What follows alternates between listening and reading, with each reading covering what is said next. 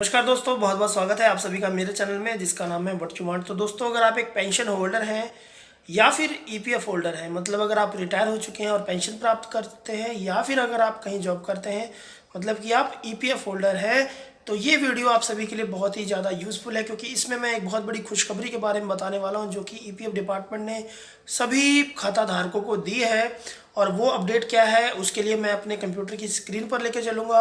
उससे पहले सभी व्यूवर से, सभी जो भी लोग मेरी वीडियो को वॉच कर रहे हैं, उन सभी से रिक्वेस्ट है कि दोस्तों, अगर अभी तक आप लोगों ने इस चैनल को सब्सक्राइब ना किया हो तो रेड कलर के बटन पर क्लिक करके चैनल को सब्सक्राइब करना बिल्कुल ना भूलिए। तो चलिए लेके चलता हूँ अपने कंप्यूटर की स्क्रीन पर और आपको डिटेल में बताता हूँ कि आखिर ये बड़ा अपडेट है क्या। तो दोस्तों, जैसा कि आप देख पा रहे हैं, ये है भारत का राजपत्र द गैजेट ऑफ इंडिया का एक नोटिफिकेशन जो कि 20 फरवरी 2020 को पब्लिश किया गया है। और ये जो नोटिफिकेशन है ये पब्लिश किया गया है श्रम एंड रोज़गार मंत्रालय द्वारा, जिसके अकॉर्डिंग यहाँ पर कई तरह की जो इन्फॉर्मेशन है वो प्रोवाइड की गई है। तो चलिए मैं यहाँ पर इसको पढ़ के बता देता हूँ। केंद्रीय सरकार कर्मचारी भविष्य निधि और प्रकीर्ण उपबंध अधिनियम 1952 की धारा 7 की उपधारा का प्रयोग की शक्तियों का प्रयोग करते हुए कर्मचारी पेंशन योजना 1995 का और संशोधन करने के लिए निम्नलिखित योजना बनाती है। इस योजना का संक्षिप्त नाम कर्मचारी पेंशन संशोधन योजना 2020 है। यह योजना राजपत्र में उसके प्रकाशन की तारीख से प्रवृत्त होगी। कर्मचारी पेंशन योजना 1995 में पैरा 12 के पश्चात निम्नलिखित पैरा को अंततः स्थापित किया जाएगा। तो दोस्तों, ये एक बड़ा अपडेट है, बहुत ही ज़्यादा बड़ा अपडेट है। और साथ ही आप ये जो अपडेट है ये ईपीएफ इंडिया की ऑफिशियल वेबसाइट पर भी देख सकते हैं। और चलिए मैं आपको ईपीएफ इंडिया की जो ऑफिशियल वेबसाइट है वहाँ पर भी इसका नोटिफिकेशन दिखा देता हूँ। ये 26 फरवरी 2020 को यहाँ पर पब्लिश किया गया है।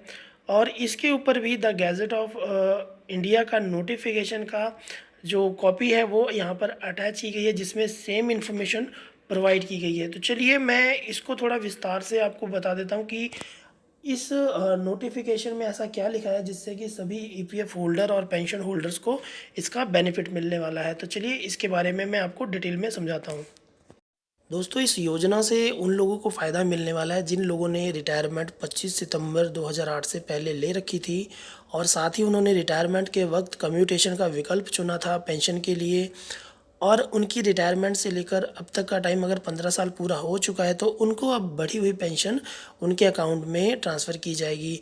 तो इसके बारे में भी मैं डिटेल में आपको बता देता हूँ एक उदाहरण के माध्यम से। दोस्तों, सबसे पहले जान लेते हैं कम्यूटेशन क्या होता है। मान लीजिए कि रिटायरमेंट के बाद अगर आप इस विकल्प को चुनते हैं तो इसमें आप अपनी मंथली पेंशन में से 100 महीने की पेंशन का 1/3 भाग रिटायरमेंट के साथ एडवांस ले सकते हैं। कहने का मतलब, अगर आपने कम्यूटेशन का विकल्प चुना है तो इसमें आप अपने रिटायरमेंट के वक्त अपनी जो पेंशन का कुछ हिस्सा एडवांस में भी ले सकते हैं। तो एग्जाम्पल के लिए मान लीजिए श्याम 2005 में रिटायर होता है और उसकी मंथली पेंशन 6,000 रुपये लगती है, परंतु उसने कम्यूटेशन का विकल्प चुना था तो उसे जो 1/3 भाग उसकी मंथली पेंशन का उसका 100 गुना, मतलब 100 महीनों की जो पेंशन है वो एडवांस में मिल गई, जिसकी अमाउंट 2 लाख बनती है। जो बाकी का 2/3 भाग बचा वो मंथली पेंशन के रूप में पेंशन धारक को दी जाती थी। लेकिन नए नियम के अकॉर्डिंग अगर आपकी रिटायरमेंट को 15 साल हो चुके हैं तो आपको पेंशन का पैसा बढ़कर मिलेगा, यानी कि आपको कम्यूटेशन की अमाउंट डिडक्ट करके आपकी पेंशन का पैसा नहीं मिलेगा। तो ये था बहुत बड़ा अपडेट। दोस्तों, वीडियो अच्छी लगी हो तो लाइक कीजिए, चैनल को सब्सक्राइब कीजिए और ज़्यादा से ज़्यादा शेयर कीजिए।